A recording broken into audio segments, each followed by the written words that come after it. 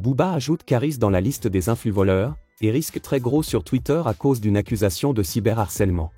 Donc si on me qualifie de cyberharceleur, et que au final le boulot est fait, peu importe. Si on me saute mes réseaux, c'est pas grave, on va appeler ça un sacrifice. Salut à vous, et bienvenue sur la chaîne du Shadow. Tout récemment, Booba a prévenu ses fans sur ses réseaux sociaux à propos d'un possible bannissement de son compte sur la plateforme Twitter dans les jours à venir.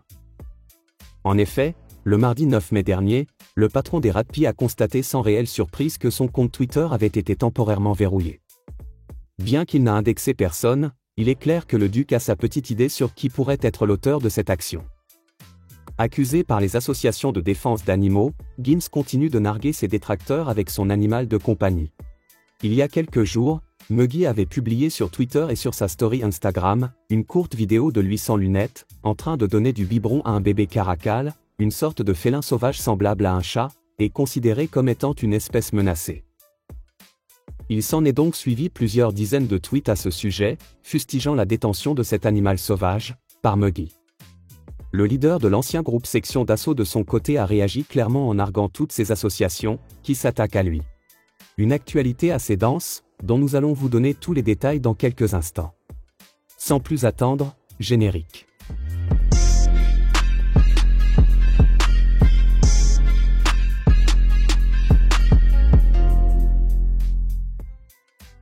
Booba ajoute Caris dans la liste des influvoleurs, et risque très gros sur Twitter à cause d'une accusation de cyberharcèlement. Il n'est pas impossible de voir le patron de la piraterie arrêter de s'acharner sur les influenceurs, pendant un court instant. Tout récemment, Booba a prévenu ses fans sur ses réseaux sociaux à propos d'un possible bannissement de son compte sur la plateforme Twitter, dans les jours à venir.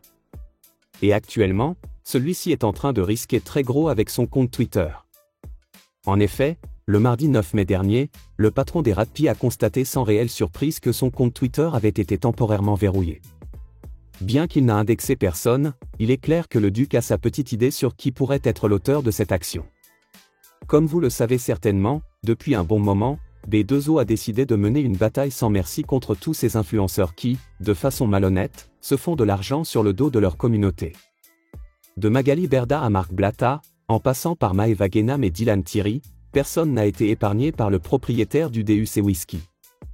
Et maintenant, le duc a décidé d'ajouter Caris à cette liste d'influvoleurs, suite à son placement de produit dans son tout dernier clip, intitulé Penaduro. En effet, au tout début de ce clip vidéo, on peut y apercevoir Caris à bord d'une Rolls-Royce, en train de jouer Prison Architect, qui n'est rien d'autre qu'une application de jeu vidéo dont l'objectif est de concevoir une prison de façon personnalisée, et ensuite de le développer. Bref. Pour le duc, le fait pour Caris de n'avoir pas prévenu les internautes qu'il s'agissait là d'un placement de produit, et qu'il se faisait de l'argent en présentant ce jeu à ses fans, est un acte malhonnête. C'est donc dans ce sens que Cop publia quelques captures d'écran du clip de Caris présentant ce fameux jeu, avant d'écrire je cite. Caris officiel 1. Armand l'influvoleur. Hashtag #ASEC. Un hashtag clair qui laisse comprendre que selon l'avis de B2O, le fait pour le dozo de faire ses placements de produits est une signification de manque d'argent.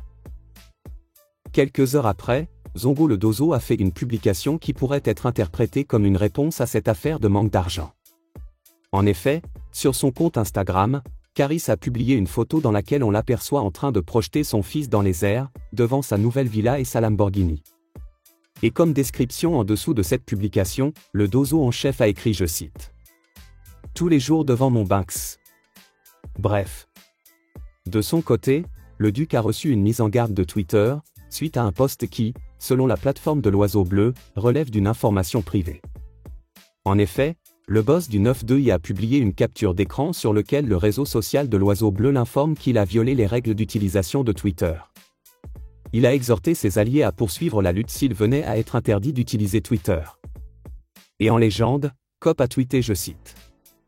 Si je saute, lâchez rien. On y est presque. L'infraction aurait donc un rapport à une récente publication d'informations privées, sans le consentement de la personne concernée. Twitter a donc sanctionné le tweet de B2O, dans lequel il était dit que Magali Berda a porté plainte contre Marc Blatta.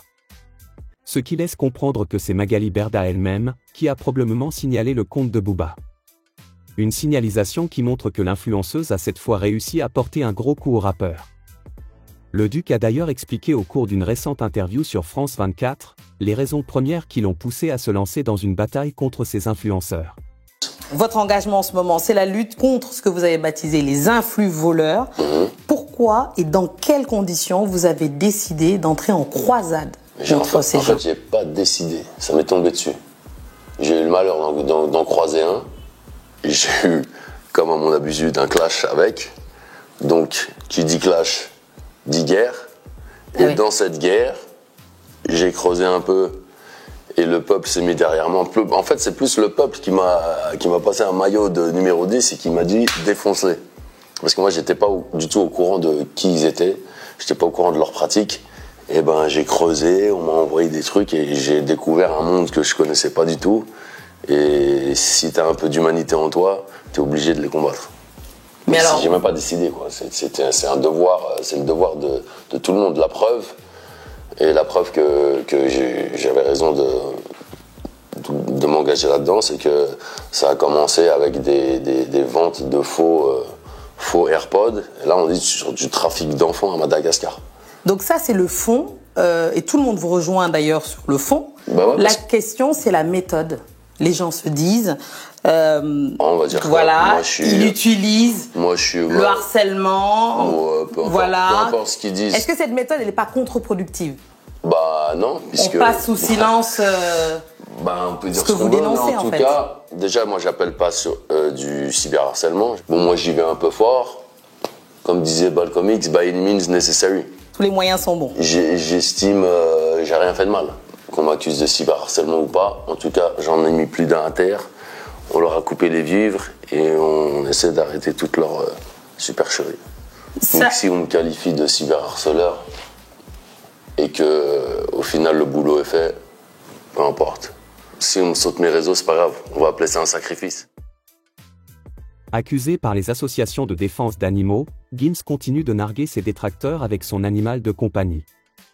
Après son discours très controversé sur les pyramides, le rappeur du 7-7 est au cœur d'une nouvelle polémique. En effet, il y a quelques jours, Muggy avait publié sur Twitter et sur sa story Instagram, une courte vidéo de lui sans lunettes, en train de donner du biberon à un bébé caracal, une sorte de félin sauvage semblable à un chat, et considéré comme étant une espèce menacée.